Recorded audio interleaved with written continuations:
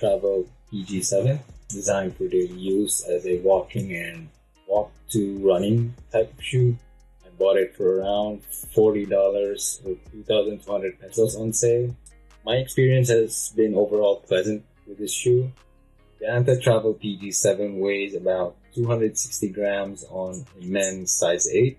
On my size 10, it weighs around 291 grams. Features what they call ending point guidance system. The heel to toe drop is listed at around 6 millimeters. As for its stack height, it's not listed. The upper, which is what I really love, it's made with DuPont's Sorona fiber. It's really soft, reportedly twice as soft as polyester yarn. There's an overlay material from the heel stretching down to the lateral sides and up to the front, the toe box. Its main function really is just to provide structure, especially here in the toe box. The heel collar is plush. The heel counter is stiff enough. The tongue is quite padded at the right amount. It's not padded too much. It doesn't get in the way or cause any discomfort. It adds to this plush feeling. It's designed on a 2E wide last. It's great for those who have wide feet. It also has a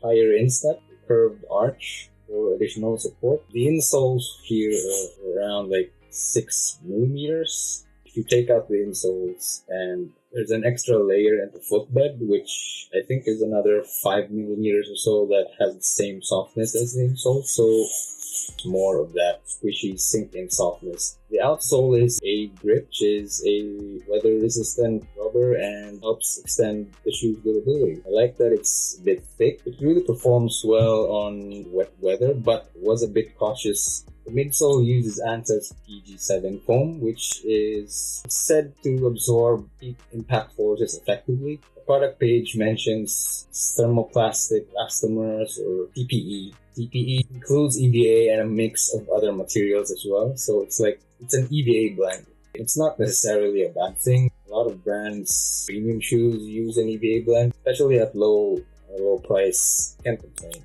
My experience with this is overall pleasant, but it was kind of mixed at first use. After my peak weeks of my half marathon training, this would be ideal for my recovery runs. Turns out that as if my gait changed, it also felt heavy and I did struggle with my gait, so I guess my mechanics wasn't right. I needed more time to break them in. I also need time to recover after my race. After that, I covered and I came back, used this quite a lot. The dullness was gone. I did feel some bounce. This shoe did shine at easy paces. There are still some things though that I would say are its drawback. Anta suggests Travel PG7 as suitable for jogging, reduces impact. So they're basically just saying this is a shoe for those relaxed runs. And I can definitely see it. What I really love about this shoe is it's plush and comfy. The fit is excellent. I love how the upper hugs your foot and it isn't quite tight. It also looks pretty durable, made with quality materials. I was really surprised with the quality. Consider the price. You're actually getting more than what you're paying for. Can't stress enough with the quality of this shoe. It's really made well. Now, to what I don't like, kind of reminds me of the Hoka Clifton 8, where you land, there isn't that much rebound, just squish on the shoe, but then you roll off quickly. The only thing is this one is much heavier compared to that shoe and also doesn't pick up the pace quite well. When I did a few strides at the end of some of my runs, the shoe compressed well, but then it doesn't hit back quickly, like it just goes flat. Kind of feels funky or a bit sloppy, and on long runs it's fine for long slow days, really just slow jogging, easy paces. On moderate and steady longer runs, kind of dislike that sinking feeling. I think it's too much. It's draining, and the longer the run goes, that's when you feel its weight kind of gets a bit heavier, despite not being much of a heavy shoe. It doesn't even exceed 300 grams in my size 10.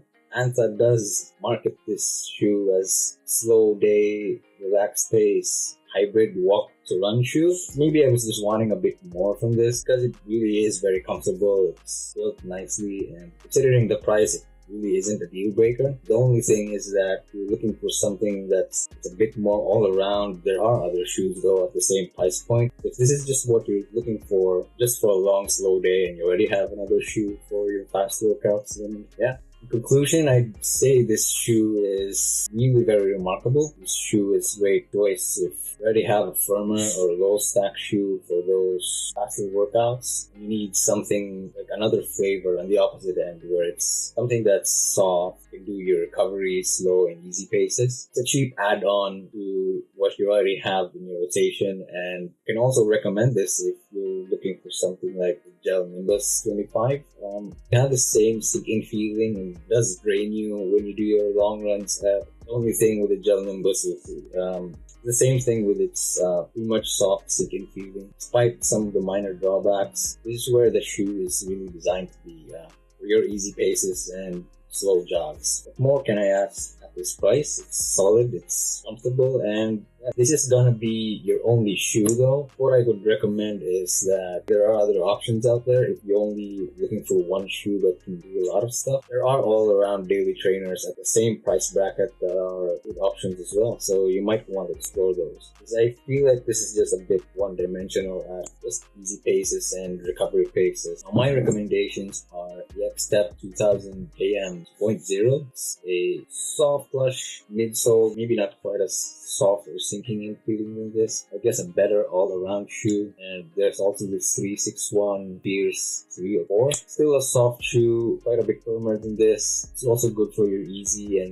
recovery runs, but it's stable enough for those steady paces and long runs. If you really like a firm ride, like there's also the X-Step One Piece 2.0. Now I don't own those shoes, I'm just basing it off of reviews from other people. So you can also find last year's models on sale, even from known brands. If you're interested, there are also other models within their lines. There's the Anta Travel PG7. Could be another version of this shoe that's maybe lighter or maybe a bit firmer, I guess. I also found there's a PG Arc designed for wet weather, better outsole and weather resistant upper. Then there's also the Journey 7, which it has a TPU heel counter. That one doesn't have much outsole rubber except for key areas. And I think the Anta Journey is the one that really looks like the hybrid walk to run shoe. But yeah, this is a dedicated running shoe that's just meant for those easy and recovery paces. That's all I have for the Anta Travel PG7 and their PG7 line as well, so you can check them out. Also have another shoe that I'm using now from Anta, which I also got in a crazy sale, so see you in that video.